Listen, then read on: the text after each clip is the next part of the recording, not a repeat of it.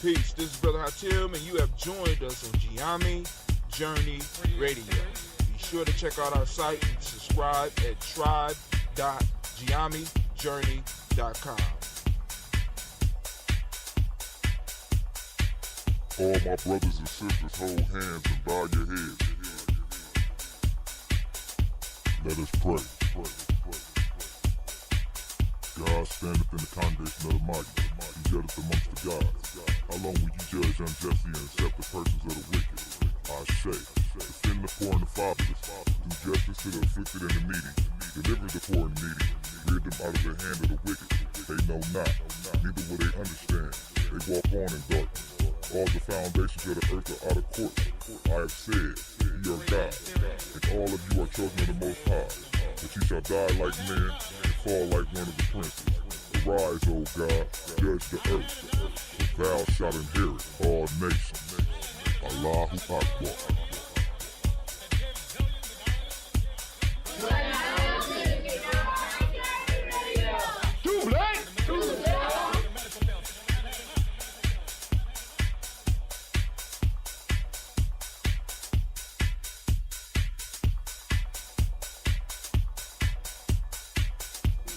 This is Kadara Franks, and you are now listening to the Gye-Nyame Journey Radio.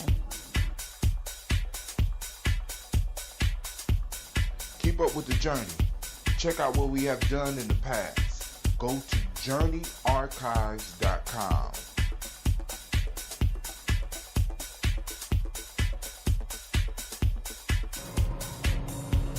This is Adnan Sheik, aka Ace, live from Shisha Lounge, and you are now listening to Gye-Nyame Journey Radio.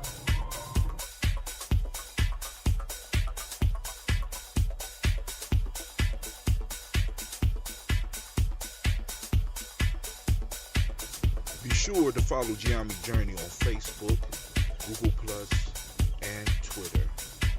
Check us out. Join the journey.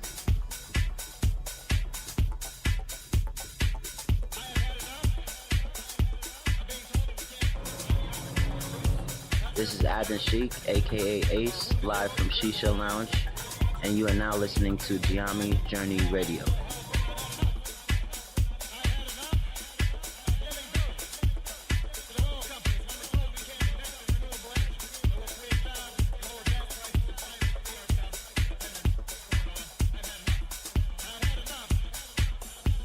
You are now listening to Gye-Nyame Journey Radio with Monica.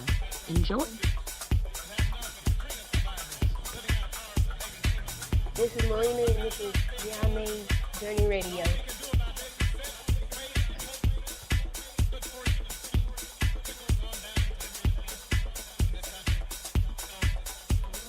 This is Willie. Welcome to Gye-Nyame Journey Radio. I want to give shout out to Sibling Kevin, all my sibling nation out there. I want to give shout outs to my mom. I want to give shout out to my dad for raising me and my family for being around me. And I want to give shout out to the people of my generation that's trying to do something big.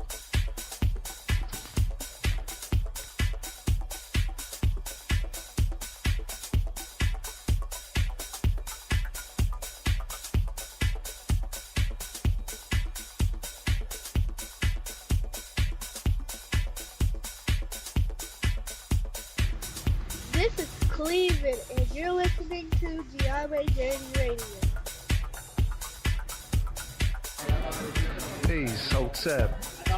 It's Mansour Hotep, aka Mr. Deity. Mr. Deity, does it sound good? I think it sounds great. Right now, you listening to Gye-Nyame Journey Radio. If you're not adding anything to the culture that you claim, you don't deserve to carry his name. This is Brother Hatim coming at you live, and you are now listening to the Gye-Nyame Journey Radio. Shouts out to the Gye-Nyame tribe, Gye-Nyame family. Stand up. Peace.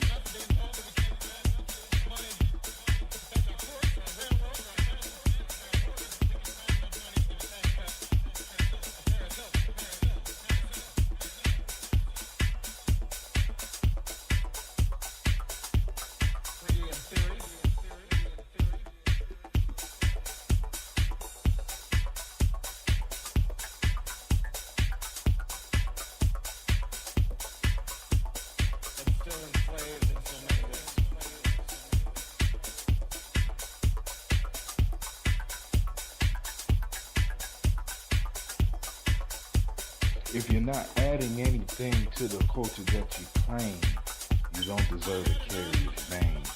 This is Brother Hatem coming at you live, and you are now listening to the Gye-Nyame Journey Radio. Shouts out to Gye-Nyame Tribe, Gye-Nyame family. Stand up. And you are now Peace. listening to Gye-Nyame Journey Radio. Peace.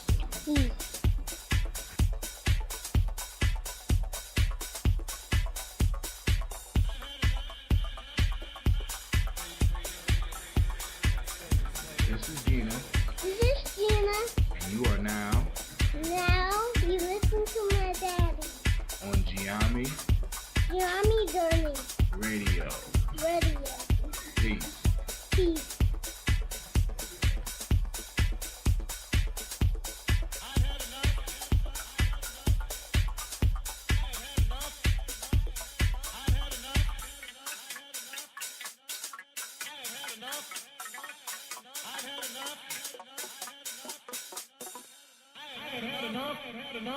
I have had enough. Man, after going through the millionaires in America, black folks make up only 8%. After going through and looking at all the billionaires, I think it's like 452 billionaires in the United States of America. Only 10 are classified as black, and only probably about 2 or 3 of those on that list are actually black. All right, so we have some problems, family. We got some problems, but hey, that's why we come together to talk. I want to send shots out to Miss Janice. Shots out to the teacher, right? I want to announce that she gonna be doing, cause she dropped a couple of pieces this week. You know what I'm saying? And was getting crazy hits on them. And the teacher's going to be dropping jewels. The teacher's jewels, she will be dropping them on a more regular basis. So be on the lookout for that. And if she already start putting the work in, she going to post up the link on the stream here, because people will catch it either here or later. I need to let y'all know lines are open, because this is Tribal Quotes. It's going to be a late night for me. So I'm sipping on some coffee. I got some ambrosia. And I'm working on, we have assembly where we bring the young people together. We call it the Rocket Roll Call, right? Where the kids get to perform, share their talents, and we stress the principle of the month. The principle of this month is purpose, or Nia for us that speak the language. And I'm doing research so I can put together a slideshow, because we got from kindergarten to 8th grade. So I have to get a presentation together. I decided to start doing a presentation for the kindergartners and the 1st grade. And then from 2nd to 8th, they will have a similar, they will have their own presentation. All right, so I got to do 2 presentations. So I got to get those together tonight. And I thought I was going to have a little bit of time to work on it at the school, but a dean's job is never done. You know what I'm saying? I can't go down the hall. I mean, this is what's beautiful. I can't go down the hall without a child trying to hug me, or without somebody needing some help with something. And I could think of no better purpose, since that's the principle we're talking about. I could think of nothing better for me to be doing. Now, in my research, one of the things that I found is that the root word of purpose is propose. Did y'all know that? To propose. To suggest. Right? So what purpose really means, what purpose really is your creator's suggestion for the best life for you. When we follow our purpose, we are following our creator's suggestion for our life. When we follow the suggestion of the creator of our life, we live the best life. And right now, family, I'm living the best life, right? It's still struggles. Now, I ain't saying this without struggles, but I'm on purpose. I am following the suggestion. Now, this is another important point for us adults. In order to find your purpose, you have to slow down and listen. Because how is the suggestion transmitted to you? You got to humble yourself and listen inwardly and outwardly so that you can find what it is that you were born to do. So, family, I need to remind you are now listening to Gye-Nyame Journey. Of course, you know this is Tribal Quotes, and this is a Heart of a Simple production.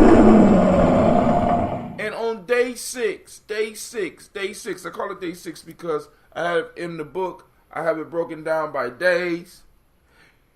On day 6, we are going to blow up your old paradigm.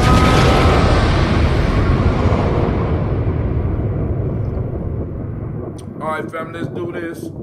Lines are open, 614-556-4535. If you want to join the conversation, it's pinned onto the screen, so you can just dial that number. You can join me if you want, or you can comment over the thing, or you can let me ramble through them. You know, because either way, it's going to happen. So you might as well be in there and dropping some of that wisdom, all right? You might be too busy. You might just be listening. I appreciate your ears. And some of those that are watching, I appreciate your eyes. All right, some other people on here, I would love to send shots out. So let me know. Oh, you going to drop off. Okay, all right. I understand you scared. But I ain't. All right, I'm doing what I was born to do. You know how we do it. I'm going to read the 3 Proverbs. Then we're going to randomly select, and we're going to work our way through the Proverbs. This is called wisdom mining. Our ancestors have left us all the answers that we need. All the answers. So all we have to do is to be bold enough to do the wisdom mining. Be willing to get into the dirt and grind it out. To dig up the jewels, to dig up the precious information that our ancestors left us to solve all of life's problems. So here we go. First proverb is from Lao Tzu.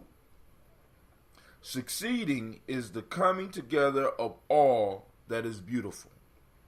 Furtherance is the agreement of all that is just. Perseverance is the foundation of all actions. Let me read that again. That's dope. Succeeding is the coming together of all that is beautiful. That's a good definition for success. Furtherance is the agreement of all that is just. Perseverance is the foundation of all actions. Next one is by Aristotle. Change in all things is sweet. Once again, change in all things are sweet. Next, the human being is a social product. He is what he eats, learns, hears, sees, feels, and lives. That's from the Congo. That's dope too. The human being is a social product. He is what he eats, learns, hears, sees, feels, and lives. Wow. All right. So we're gonna pick one. We're gonna start with the smallest one. Change in all things is sweet. That's by Aristotle. Change in all things is sweet. All right. Let's look at it real quick. Let it roll around in your mind just a little bit. Take a sip of the coffee. All right. So Aristotle was one of those Greek philosophers, a lover of wisdom. and loved the wisdom, and in some cases stole the wisdom from wherever he was. So change in all things is sweet. Family, one of the hindrances for our growth is when we try to avoid change. Change is uncomfortable. Change is scary. Change is growth. And I'm thinking that is possibly what Aristotle was talking about when he says change in all things is sweet, because it promotes growth. If we don't change, if we are the same at 20, if we are the same at 50, like I'm about to be, as I was or as you were at 20, you have lived a wasted life. Right? All things change. Change is the one thing, the one constant in the universe that we all experience. It's a constant. We know that, as the Buddhists say, all things are temporal. Change comes. So rather than us fighting the change, we need to start putting ourselves in a mind state where we can start accepting some of the change. And speaking of that, a major change that's hitting at this point in time is this whole cryptocurrency piece.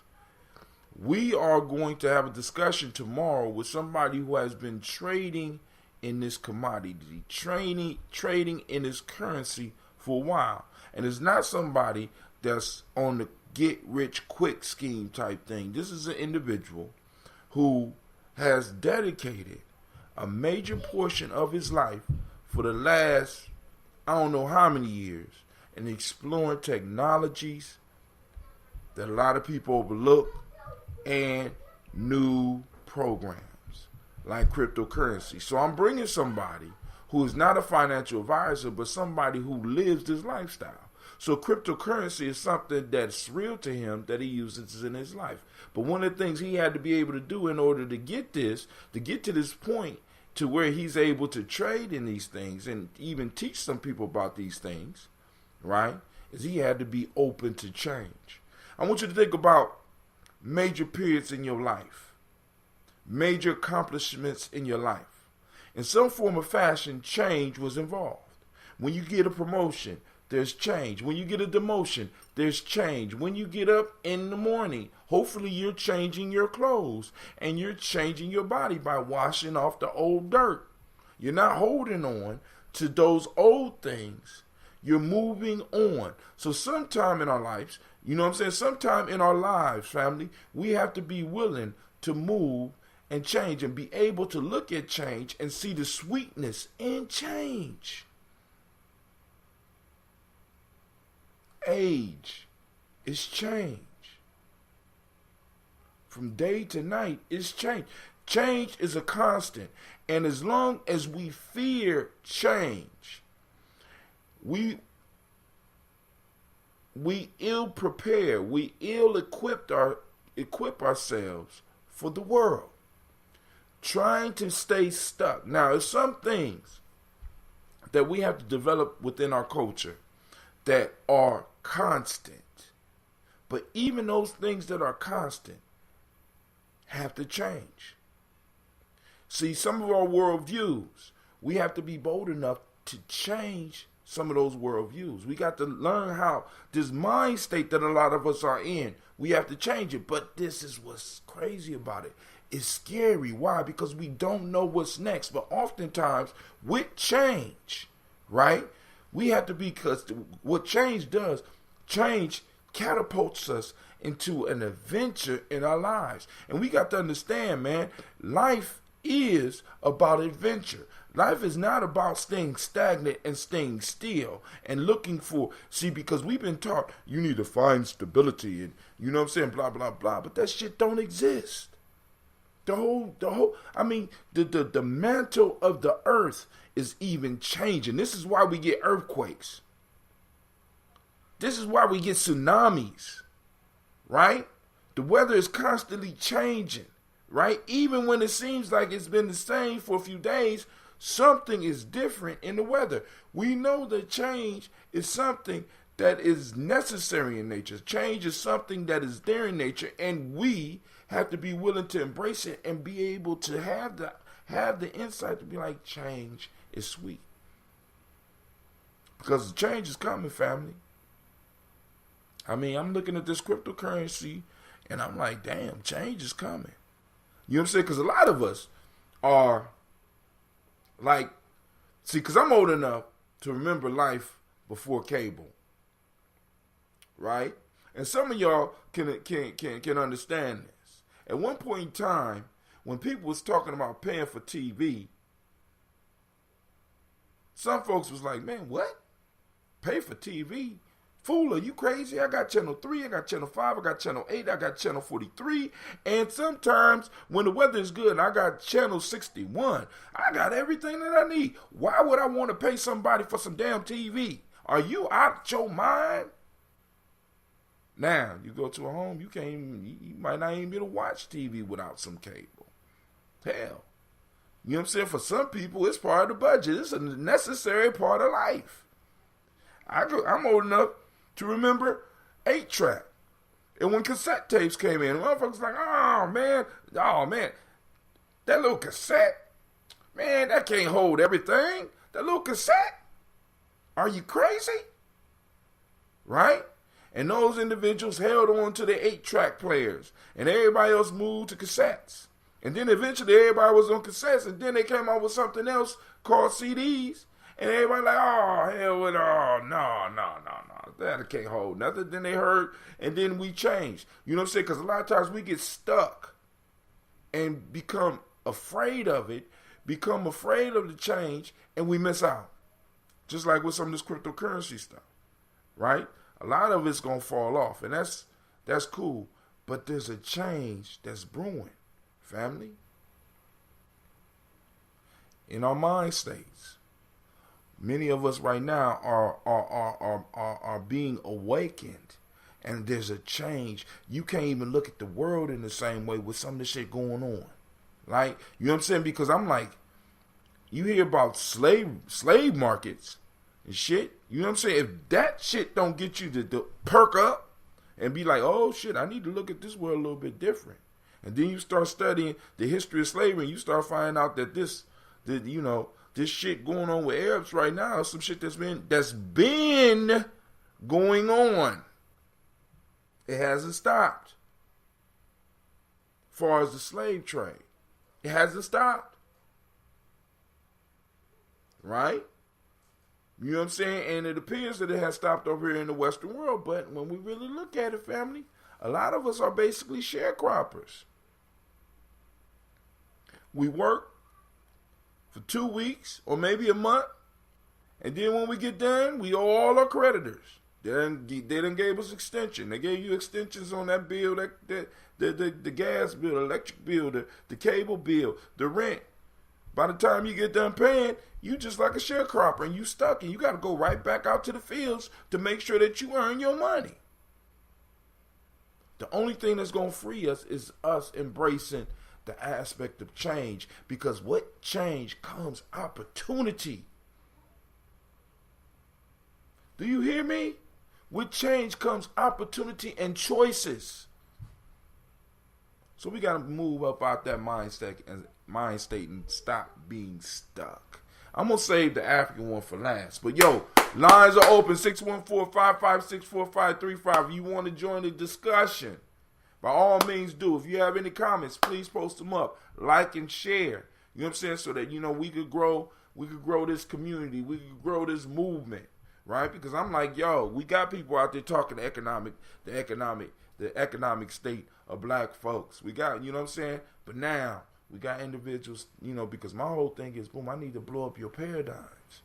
Because even before we can even start dealing with the economics, we got to change our mind state. Before we can even talk about building tribes, we got to change we got to embrace change. And be like, damn, the new world coming, or am I the new world? And if there's a new world order, right, why can't it be brought in by me or by us?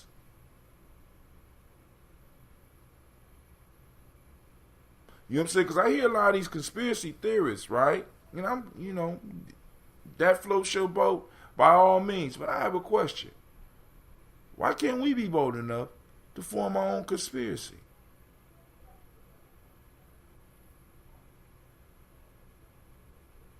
Because black folks need a conspiracy. We need to conspire against this shit real fast. Because what I'm hearing from some of this tax shit that's about to be dropped on us, change is coming. And it ain't the type of change that's going to be in your pocket. As a matter of fact, they taking that change and they giving you the other change. You understand what I'm saying? Family, we got to start building. We got to start preparing ourselves for the change and changing the mind state. So when change comes, we're able to use it to our advantage. Because I think one of the problems, and I hear that we are very resilient, and the problem with the resilience is that in some cases we're so resilient that we can adjust to horrible conditions and make those conditions look so good that we fool ourselves into believing that this is life, this is how it is, this is how it should be. Our resilience got us stuck in a situation that we need to change. Because family, whether y'all know it or not, the children that we're raising right now are not as resilient as you. Generation Xers. Y'all know what I mean. Right? I mean, I'm like, yo, I get about 5 bullying calls a day. I want you to understand this. I come from a time where it was only one way to deal with a bully. Win or lose. Win or lose. You understand what I'm saying? And not saying that that's the way it need to be for our kids, but we got to understand, family, we're dealing with a generation who have been babyfied. I mean, we feel we have made it, so we want to make sure that our children are doing better than us. But in many ways, we are not preparing them for what's coming.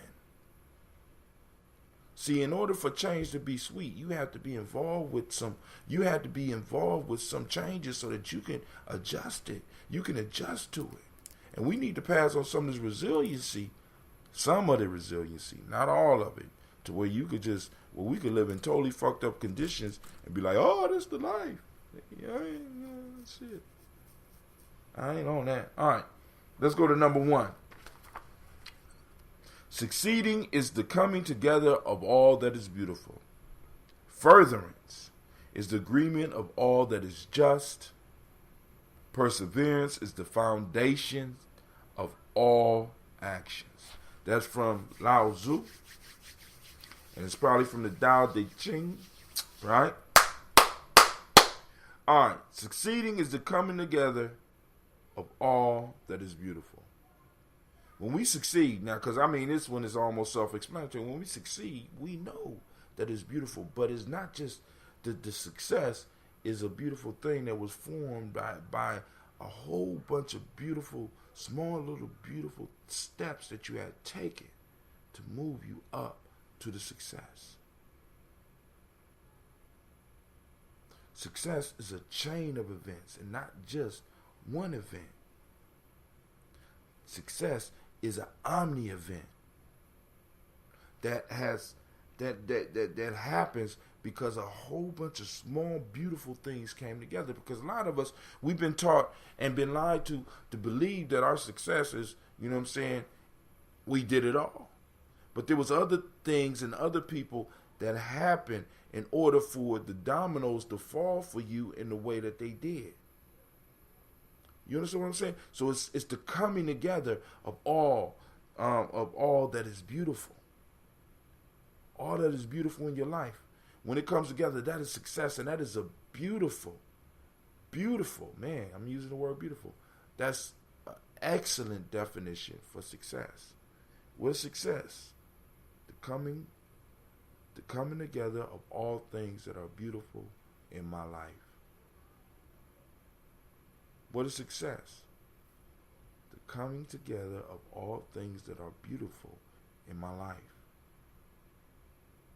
Look around you. Look at the beauty that's around you.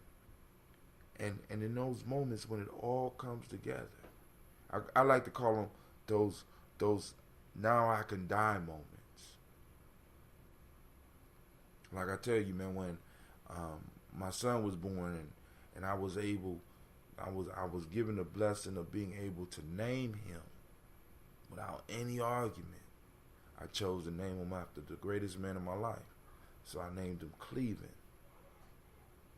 And then I named him after ancestors that I never had an opportunity to meet.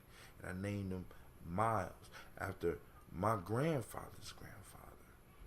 So it's Cleveland Miles Brown. And when Cleveland was born in another country. He was born in Ghana. And when I had the opportunity to bring him here, and little Cleveland met big Cleveland, and they hit it off, that was one of those now I could die moments. I could die right now and be totally satisfied. And we need to start learning how to cultivate more of those moments in our lives, which means now we have to, in a sense, fire up those reticular formations and start looking for the beautiful things in our lives. See, a lot of us are working on an old program, and the program was designed for our survival, where things that are negative, we are 3 times more likely to notice them than things that are positive. We are 3 times more likely to remember the negatives in our life than we are to remember the positive things in our lives or in our past. So what we have to start doing is we have to kind of keep up checking out that negative stuff, right? But the challenge, family, is being able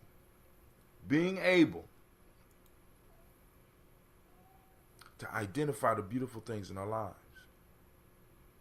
to change that ratio, right? Because a lot of us are stuck in the old mind state where only thing I can see is the horrible things. The only thing I can see with my people is disunity. The only thing I can see is unhappiness. The only thing I can see is poverty. But what we have to learn how to do is to start learning how to not only embrace change, but learning how to identify the beauty in our lives, the beauty in our communities, the beauty in our tribes, the beauty in the cities that we exist in, and the beauty in the movements that we're forming, and start learning how to align or to bring those things together. So they'd be like, what's success? Success is the coming together of all things beautiful in my life, my family, my tribe. We need to have those bright moments or those beautiful moments, family. We need to work on that. We need to build on that. All right? All right, cool. Now let's move on. Oh, shouts out to Brother Sebastian. Thank you for stopping in. Who is that? Shouts out to Miss Jacqueline Brooks. All right? So now, I'm moving to the second part of the second proverb. So the first one is, succeeding is the coming together all that is beautiful. And now, like I just said, that is an excellent definition for success. I've been struggling and looking for a definition of success. And what is a good definition of success? Success is the coming together of all things beautiful in our lives. Wow. Shouts out to Jackie. Shouts out to Miss Jill Jackson.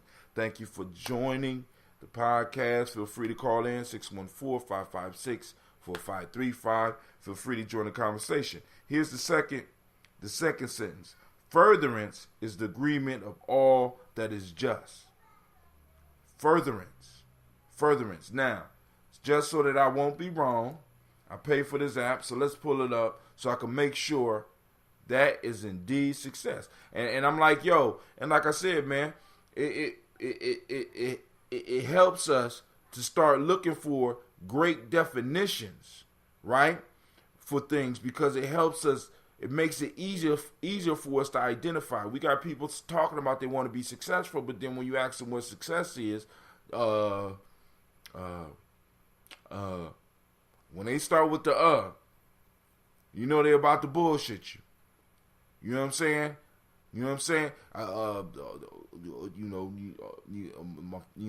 When they start that. So what we need to do is start instilling in ourselves and in our in our young people and even some of the elders. When we start, This call is being recorded. I know who that is. What's up, Lady J? What's up? How you doing? So what I want to look I'm up. doing a What I want to look up right now is the term furtherance. Hold on. You got something you want to share with the people? No, sir. No, sir, not yet. Okay, now. Yes, furtherance. Yes, I want to look up furtherance. Come on, find it. What are you looking at? The word furtherance. The act of furthering. Furtherance? Yeah, I just want to make sure I got the right meaning. The act of furthering, promoting, and advancement. So the Proverbs say furtherance is the agreement of all that is just. In order for things to move forward, because furtherance is promotion, is advancement. In order for advancement is when things agree. Well, furtherance is the agreement of all that is just. So in order for people to move further, what this proverb is saying, furtherance is the agreement of all that is just. So in order for us to move further, go ahead. You know what that reminds me of, all that is just. What, Mayat? Yeah, of course, Maya. But also my term that I love, which is righteousness. Oh, you love that. You just roll off your tongue. Righteousness. Right? Right? Yes, we must be righteous. And that's innately in us. Now, innately we are righteous. Now, of course, you know I got to throw some shit in here, right? You ready? We argue about the same thing every time I tell. Okay, so I won't start the argument. Or we debate. No, go, please. No, because what I'm gonna say is one of the things that I want to try to get people to start grasping, because I've been noticing it with other people. When we practice the principles first must flow from the inside out. And one of the things that I notice about us, because the way we have been trained, to be the fodder for other people, a lot of the stuff that we do starts from the outside and moves in.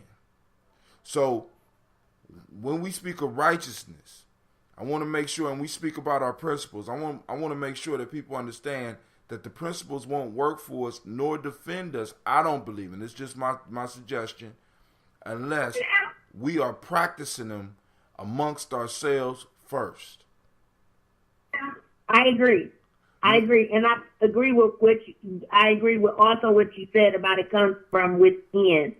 I'm thinking that you meaning that it also comes from within ourselves, like we must find our God, our inner God, and then practice those principles with us first, because like one of the things, because I be looking at, I see things, and I see that we'll go places and we'll be righteous with other people who have no qualms about destroying us, robbing us, taking whatever we have built. We'll be righteous with them, even more righteous than as with people that are in our family. You know what I'm saying? I think we have to be righteous with everything of this universe. So I think that it only works when you are righteous with everything that exists. So that includes people who who don't look like us. That includes everyone. Now, I'm not saying that it shouldn't get to that point, but I'm saying that it should be something that we are practicing first. Because, for example, what difference would that make, Hatim? Because if I practice it with some people and not with others, then I'm not really. What am I doing? Not surviving, living. I don't think that I'm going to occupy that frequency that I'm trying to reach if I'm not doing it with everybody. Let me, you got to with the all right, universe. hold on. Anything that exists within this universe. Hold on, check it out. It's pretty good. So the principles are like forces of nature, are they not? I mean, would you agree? They're like constants, right? Yes. All right. So it's like comparing it to a body of water, right? I mean, for me. Mm-hmm. Now, or better yet, let's look at economics, because like righteousness you could almost compare it to, it's a resource too that you spread out. Now, in the black community, we have a universal view about our money. I'm going to practice the same economics with everybody. So I'm going to spend my money with everybody rather than focusing it on us. That's different. But no, that's different from practicing righteousness is a resource. Righteousness is a resource. It's a resource. Okay. And I'm just saying, I'm going to beg to differ. Okay. I'm just going to beg to differ. We need to practice it at home first. Indeed, it only makes sense that I would spend money in the community in which I live. That only makes sense. No, it don't. It don't make sense to us because we don't do that. No. Okay, I'm sorry. It only makes sense if you understand economics. If you understand what infrastructure means, if you understand the basics of infrastructure, that only makes sense. But again, some people don't understand that. Not only that, some people don't understand when we say we're buying black, some people think that we're just saying we want to support black people who are in business. But see the bigger picture, the reason why we are supporting these people are because they are in our communities, and by building up their business, we are putting them in a situation where they can hire people within our community and generate revenue, tax revenue, and things of that sort that will also be poured back into our community. Now, people don't get that big picture. So when we just say buy black, or people, I don't think they grasp why we're saying that. Now, but what I'm saying is, I don't think people grasp the real meaning of righteousness. Now, because I want to say this too. When we formulated these principles, hold on. When we formulated these principles, go ahead, finish. Go ahead and finish. Righteousness is all that is right. Everything else you said, I agree with. But righteousness is all that is right. Are you sure? All is right. All that is right. Now, could what's right for me not be right for somebody else? Is there certain things that I need that other people might not need? Or certain things that I might need more of? And it's right for me to have it? See, because what I'm saying is, a lot of times when we become universal with shit, we spread the resource so thin that it has no effect. We become so righteous become so righteous with our enemies that we will open the door and let them in. Why? Because it's the righteous thing to do. And wait, hold on. When I say righteous, but hold on. You got to be clear with it because this is how our people operate. We don't understand that when we created these principles, a lot of these principles we was practicing within our empires, within our kingdoms, within our tribes, where we in for a majority of creation, we wasn't dealing with people from the outside. But it doesn't matter, because if it mattered, you wouldn't be reading these proverbs and folk tales week after week. It doesn't matter. The premise, no, it just doesn't, because the premise is that we should take we can take everything that our ancestors have given us and ascribe them to where we are right now and where we're at, and make that work for us. But righteousness is all that is right. Righteousness is innate in us, and it is all that is right. Right is universal. I often remind myself, and this helps me with dealing with my people. I often remind myself, and I remind my students, we don't treat people how they treat us. We treat them how we want to be treated. The energy that we put out is the energy that comes back to us. I can't control what people say, do. I can't control those things. I can only control my own energy. But this is the issue. That's the only thing I can control. Hold on now, because I don't want to, because I don't want the conversation to fall all, because like you say, we had the same discussion all the time. All I'm saying is that we need to practice it at home first. See, because hold on. And what I'm saying is this: because when we use terms like right and wrong, what we do is we take it from universe. Because the reason I'm able and I'm comfortable with reading proverbs from other cultures is because I understand, or at least I had an idea that these individuals practiced these at home before they went out into the world. It don't make no sense. Okay, can I say something? Go ahead. Can I say something? Go ahead. Again, that seems like common. That only makes sense that you start from the bottom up and not from the top to the bottom. But all right, and so it would have to begin in my home. It would have to trickle out into my community, my neighborhood. It would have to sprout out that way in order for it to even work. For anything to work, you have to start where you're at. So that makes sense. But what I'm saying is, I can't. I understand I have to start being righteous there. But what I'm telling you is, you're saying it like just one step at a time. Start with your own people and then be righteous with others. And I'm saying you just need to be worried about being righteous, period. All right, cool. So what? Work on being righteous, period. Now, will righteousness be you giving a majority of what you produce to others? You're saying others that don't look like me? Let's say the others look like you. Okay, will righteous? Okay, others that do look like me?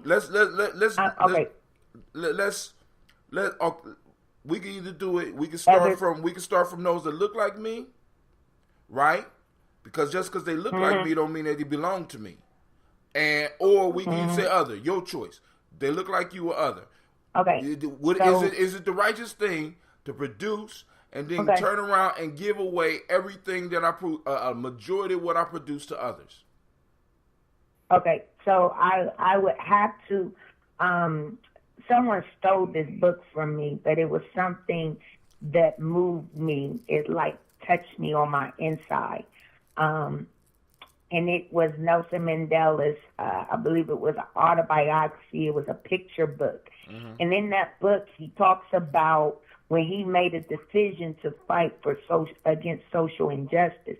And he talks about how he knew that when he made this decision that he was sacrificing time with his family for people that he would never meet. He was doing something for people that he would never meet. So when I think of, what it's going to take. It's going to take some sacrificing. It's going to take some sacrificing. And so I'm not going to say give away everything, but for some years, Mother Teresa was my idol. I aspired to, you know, if I could be the most humble servant, if I could serve, and that leads me to leaving a legacy, or that leads me to helping others and paving the way for others, I could do that. Somebody's going to have to sacrifice. Nah. And I think that's at the root of our spirituality as well. You don't think that's being used against us? See, but hold on. You don't think that is being used against us? Could that be why? Because, you know, like when we really look at the mythology behind Mayat was always defended. When the scales became unjust, the warrior Hirakuchi would come out and destroy anything that stood in the way of Mayat.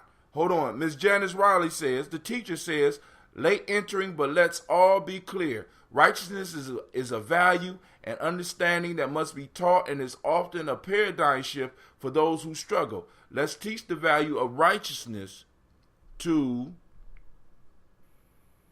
the world. Now, but the only question I ask is, at what expense? Because I think when it comes to, because is there a difference between self-sacrifice and practicing righteousness? Or do they go hand in hand? Because black folks have sacrifice. Hell, this whole we are the skeleton of this Western empire. All the meat and shit that's on there, all the flesh and stuff, is other folks. We're the skeleton that holds everything up. I think that we have sacrificed. And I'm not saying be a cheat with others, but what I'm saying is, part of the problem is I don't think that we really understand these principles in a way that we are able to make them work for us. Because when our ancestors put these principles together, it wasn't to save the universe. It was to make sure that their people continue to exist. And we expanded this to everybody else, I believe. And because we expanded it to everybody else, we got taken. We come up short. You know why we expanded it to everyone else? Why? Because we are gods. Listen, wait, hold on, time out, God, because I hear you. God, Goddess, make this oppression disappear, God damn it. You know what I'm saying? I mean, because I hear it. We have the power. Well, I mean, we have the power. I was just speaking with my girlfriend. I was just sitting here speaking with my girlfriend. They selling people that look like us for $400 in Arabia right now. Nobody want to call it what it is. They selling people that look like us. God, make it disappear. You know what I'm saying? Because it's like we. Okay, so let me say this, Hatim. I may not be able to. You know, we can sit around and we all day long. We can list and discuss the many the many things. We can discuss our plight and those things that affect us. We can spend the entire day discussing what's wrong and who's responsible for it. But like I just told my friend just a moment ago, I want to discuss how I can do something about the things that I can control right now. You said just a minute ago we have to start where we're at. It starts at home. It starts here. But it's not. So I get, and I am deeply perplexed by the stories that I hear over and over and over and over again. I am troubled. You know what I'm saying? I'm troubled, Hatim. But then there's something else that is happening right here in my backyard that I can do something about, or that I can attempt to do something about. I can't blame the government. I can't blame Trump. I can't blame all of these different entities. I have to figure out what can I do to solve the problem in my backyard. Now, that starts by practicing righteousness and these other principles correctly at home. Now, listen, Sister Janet says, it is possible to be righteous in our sacrifice for one another as our actions infect the rest of humanity. And this is what I'm saying, because when we start from the inside out it is spread outwards. And I'm agree. just like, yo, family, we got to start with us first, because I feel that we are spreading, we are trying to infect the world rather than infect, like you said, those in our backyard. I don't think in a lot of ways we're righteous with each other. I don't, you know what I'm saying? Maybe that's just me. Start with your neighbors, your family, the dude on the corner. I'm righteous. Build on. Sister Janet says, start with your neighbors, your family, and the dude on the corner. As I say, start building tribes where we can start practicing these principles amongst ourselves. Because the best way to become good at something is to practice it. Now, but what I'm saying is also, I don't want us to be so righteous that we just turn over what we build. We just turn over our legacy. We just turn it over because, hold on. Some of those people that do that are being greedy. They're not being greedy. Righteous, they're being greedy. Fearful. Not just being greedy, but it's being fearful, because a lot of us surrender shit and then claim righteousness.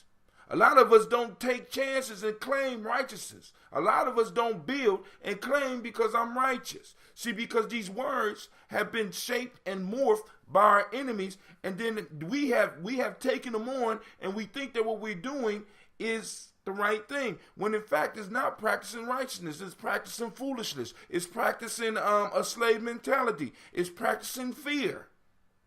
Because we have not, like, for example, in the first part of this proverb, they said succeeding is the coming together of all that is beautiful. And I said that is a beautiful definition for success. Success is the coming together of all that is beautiful in my life. Excellent definition. I could clearly see that shit happening. You know what I'm saying? Boom. It's beautiful. You know what I'm saying? I could see that shit. That makes sense to me. But then I'm looking at what some people, or what we're being taught in our community, and what we're practicing as righteousness. And I got to ask the question, being somebody that's into the myths, right? You know what I'm saying? Where is the divine force to come at us? And I have to ask the question, are we practicing these principles right?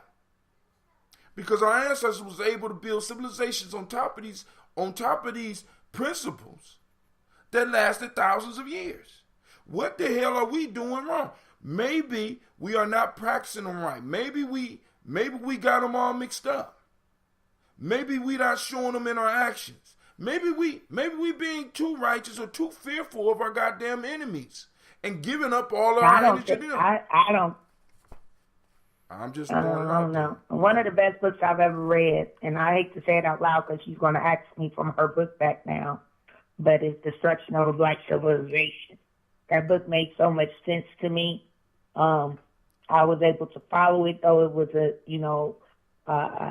challenging text. But I think that it definitely broke everything, for the most part. It broke it down. But I think there's many reasons why we are in the state that we're in.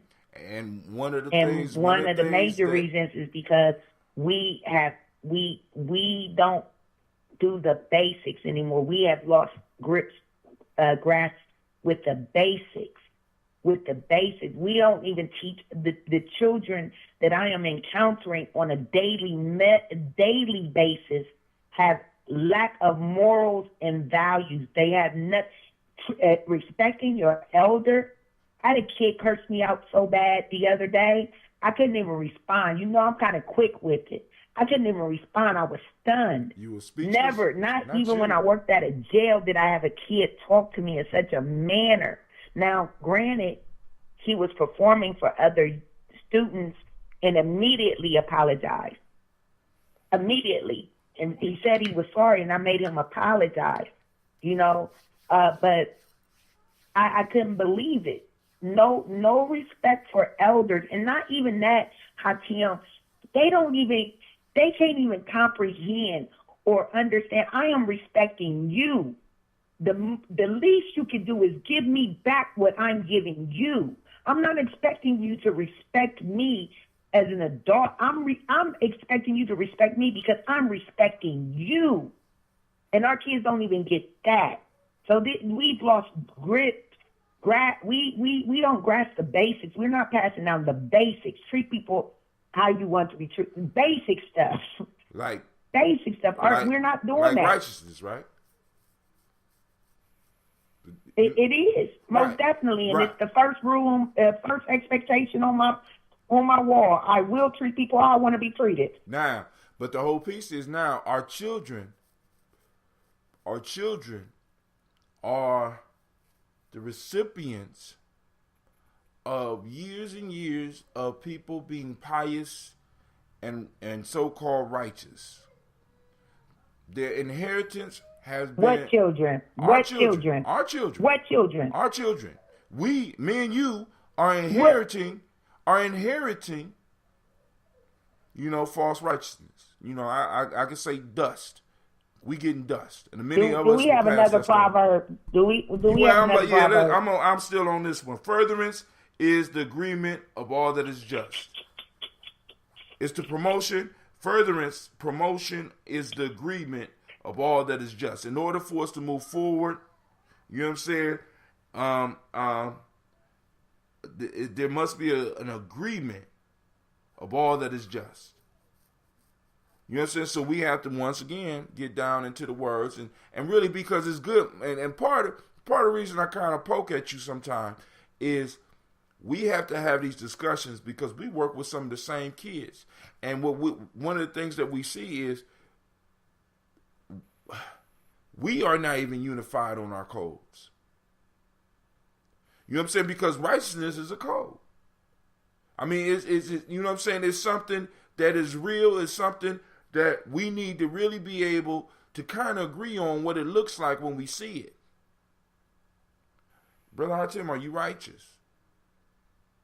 Sister Janice, are you righteous? Lady J, are you righteous? People need to be able to see this and reflect and think upon this so that they have the models, because our children are not seeing the models. Why? Because a lot of people have been taught, I mean, if we look at it, money and power. If you don't have the money, if you don't have the money, and then they see the models of getting the money according to the models that they are seeing don't require you to be respectful. Getting this false sense of who we are don't require that. You know what I'm saying? So back to furtherance is the agreement of all that is just. For us to move forward, we have to have some type of agreement. You know what I'm saying? And we will begin to move forward when there's an agreement, you know what I'm saying, of all that is just. What is just for us? What is just for us? See, because this is because the thing that I've been wrestling with, what's just for us may not be just for other people. They might not look at it as justice. And it'll harm them. For example, if we was to say, we shutting the hood down.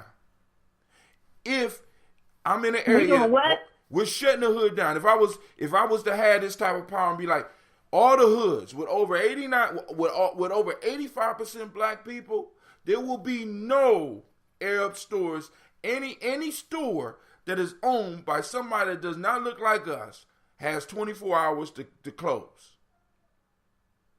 To us, that might be just. But to others, say we can't do that. Say we can't do that. But what we can do is put our funds together and go buy it for, right? Knowing that people are fed up, and if they have opportunity, that's why this is a opportune time for people to open businesses that provide goods and services that African Americans need, because black people are fed up. If we had the means, or people were providing this services and goods that we needed, I believe that this is an opportune time. We're ready. See, but now listen, we're going to do just that. Now I hear you, right? But I'm just saying. Mm-hmm. I'm just saying. Even if, you couldn't even imagine with me. Are we that scared of having some goddamn power? Think about it. I just asked a hypothetical.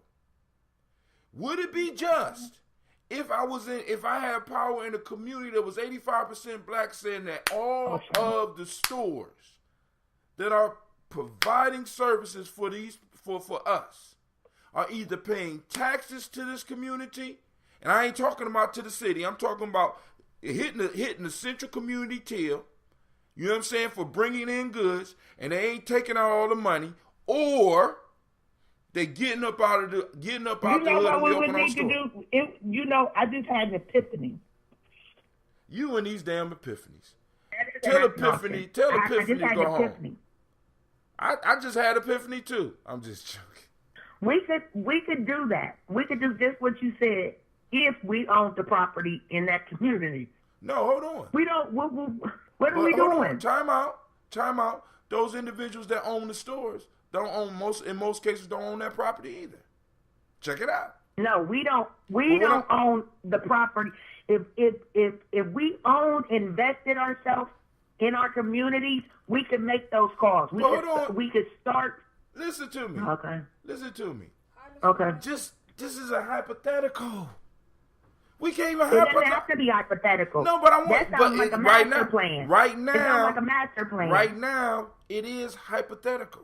See, because listen, this is where the righteous piece, you know, because boom, I'm just trying to ask this question: would it be righteous of us to do that? Why wouldn't it be? I mean, because it's all right with the universe. Hold on, because we affect all that is right with the universe. Well, hold on, we are affecting, in most cases, honest businessmen who just took advantage of an opportunity that was presented to them, and we chased them up out the neighborhood. We didn't chase them up out. We buy them out and we send them on their way. Oh, time out. See, this is where we got the. This is where we because listen, nations. Or you boycott and they don't have no choice but to leave. Or you boycott and they don't have no choice but to leave. That's another option. You're right. Hold on. You're right. We can just boycott. All right, you listen to me. Nations and tribes, and villages on their territory do not boycott. They do not. They're leaving. You have 24 hours. You got to follow the scenario I laid out. Dude, you're leaving. See, because this is the problem. If we buy them out, what we have done is we have given them a financial boon from our community. And once again, we have allowed resources to move up out our community because of this. Get your shit and get out. You done made enough money. You don't do that. America, when somebody's in America doing business that ain't supposed to be doing business, America sees all they shit and throw them up out the country. Give a fuck how much money you making. That's all I'm saying. Now, would that be righteous?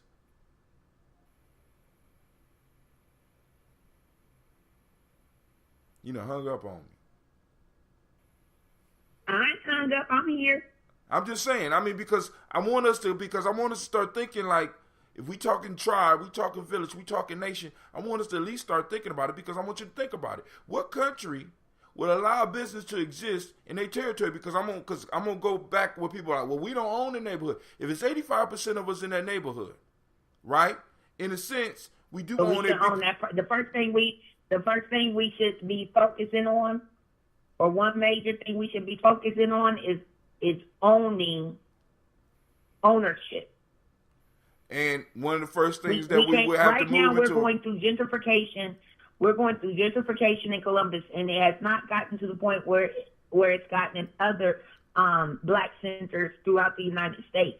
We are at a prime time when we can do just what you're saying. That isn't a scenario that you're providing.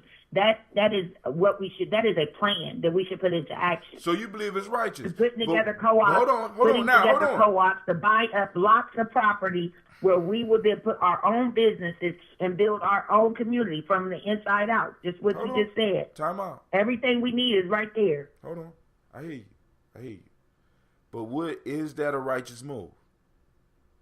This is what I'm asking. Why? I got okay. You know I got rock and roll call tomorrow, so I'm gonna have to. But go ahead. I'm gonna let you finish and go ahead, because I want to read the last proverb. The scenario that you are offering about walking in somewhere and telling them to get up and go. Mm-hmm. what I'm saying is I don't know how we gonna enforce that? No, I'm saying that may be an unreasonable, or that may be a possibility as well. But we also need to understand that this country is built on that political participation, and through political participation, that's how we get things done. And so boycotting these businesses, and again setting up our own. If we're gonna kick them out, we got to be ready to have our own to provide the needs of our people. And so. You know what, Janice? I hear you about this political participation, but this country is also built on intimidation and fear. The very thing that I'm talking about is shit they used to do to us. Everybody. Now, but I don't know that that's righteous. So go ahead. What? All right. So now, because you read "Destruction of Black Civilization," right? And you correct. You know about how the Central Asians got into a position where they were able to take over all of what we call Northeast Africa. You know how that happened, right? Correct. Now, they moved in and they took it. Was that righteous? No, it was not righteous. I disagree. Not at all. No, it was not righteous. Listen. Their motive was exploitation. Their motive was domination. Their motive was what? Just what they did in Europe. In Germany, where they wiped out those people, genocide. That was their motive. So there's no parts that is righteous about that. Nothing was right about what they did. Time out. Nothing. To who? It was unrighteous to you. Nothing was right. Even they knew it wasn't right. What do you mean? What you mean? Knew it wasn't right. Time out. How did they know it? Because if they knew it wasn't right, they knew what their motives were. Their motives. You know why they did it? You know why they did it? Their For motives. Self-preservation. Exactly. Self-preservation. Them people knew that they were outnumbered. So they had to run a mockery on every corner of this earth, every corner, because they knew what it was. So they mastered themselves in a way that would allow them to give them an advantage. But nothing about that was righteous. Because the key word in righteous is right. They made the right nothing move. About that was right. Hold on, for them it was. Listen, it's not righteous for you to die either. It's not righteous for you to be homeless either. When you have an opportunity, it's nothing righteous about that. It's nothing righteous. There's nothing righteous about being in poverty. You know what I'm saying? When you had an opportunity to move in and take some shit, they did what was right for them. Did you see that? Did you just see that? Who? What? What? See what? That was me waving the white flag. I'm ready to move on to your next. All right. The next proverb. The next one is perseverance is the foundation of all action. But we won't discuss that one. I'm gonna read this last proverb because I gotta go because I got to do 2 slide presentations for Rocket Roll Call tomorrow. I got to use the bathroom and I'm old and I feel like I'm about to blow up. But I really appreciate your comments and can I tell you something real quick about what I heard about Rock and Roll Call that just threw me for a loop? Oh God, hold on. If it threw you for a loop, maybe you might need to call me. I don't want this going out over. No, it's not that big. Okay, go ahead. I just want to tell you, someone was told, and it makes no difference now because the season is over. But individuals were telling people that they did not, their participants did not have to participate in Rock and Roll Call, and I just was floored by that. Aren't you? I said, "Now, isn't that incredible?" See, I mean, that's. I was floored, but I could not believe it. Oh. I could not believe the words that were coming out their mouth. This is what my coaches told me, and I said, "There's no way anyone told you that." Oh yes, they did. And then someone who I trust verified that it was indeed stated by someone with authority, and I just could not believe my ears. What's crazy to me is I'm like, people don't even understand the opportunity that you have. You have a captive audience 3 times in one day where you could practice everything that you need to get it to perfection. You know what I'm saying? To get the jitters out. You know what I'm saying? But, and like I said, sometimes battles are worth fighting. Sometimes they are not. But this brings us right to this next one. Are you ready for this? I'm ready. This proverb is from the Congo, and I'm just going to let y'all rest on this one because I'm about to go. Make sure you send this one to me. Make sure you send it. I'm not typing this up. I got it. It's in my book. It's day 6. You never bought a book. Support the journey. Okay, let me just tell you something real quick. So, at my, with my current position, I teach students from all over, right? So I always give them every week I give them a quote or a proverb. So now what I've been doing is like this week's proverb, I translated into Twi for my students who speak, for my Ghanaian students. How do they say Twi? Do they say Twi or do they say tree? They may say tree. It's tree. Say Twi. Yeah, they say tree. Okay. Mm-hmm. Say tree. So yes, okay. Respect the language. Tree. So so I have been doing this. I do it for all my students, and I actually have several students from the Congo. So it would be nice, and sometimes I even let them translate it. Some of them would never taught how to read and write in their native language. You always got a long story why you ain't gonna buy my damn book. It allows me to connect with them. You always got a long story why you ain't gonna buy my book, but that's cool. Listen. Why don't you gift me a book? I'll do that too. Okay. Why don't you I'll be there to pick it up. Make sure you take it up there. Why don't you support Put it in my journey? I took my mailbox down. Oh, you big time now. You ready? Yes. The human being is a social product. He is or she is what he eats, learns, hears, sees, feels, and lives. I'm going to let y'all rest on that one. I want to thank Sister Janice, the teacher, for joining us. Be on the lookout for her short post that's going to be popping up. Like her channel on YouTube. I want to thank Lady J and support her efforts. Lady J, do you have anything that you want the all 10 of my listeners to attend or do? Yeah, same thing I say every time. So I just want everyone to do one thing every day in the name of the movement. It could be anything, posting a positive post, sharing a post, doing community service, anything that would further our plight. All right, family, remember this weekend, as a fundraiser for Kwanzaa, we will be showing 1804. Come on out and support. Adults, we're asking that you give a donation of $10. Kids come in for free. Let's get it. All right, so I'm out. This is Brother Hatim, and I love each and every last one of y'all, and thank you very much for listening. I need to let you know you are now listening to Gye-Nyame Journey.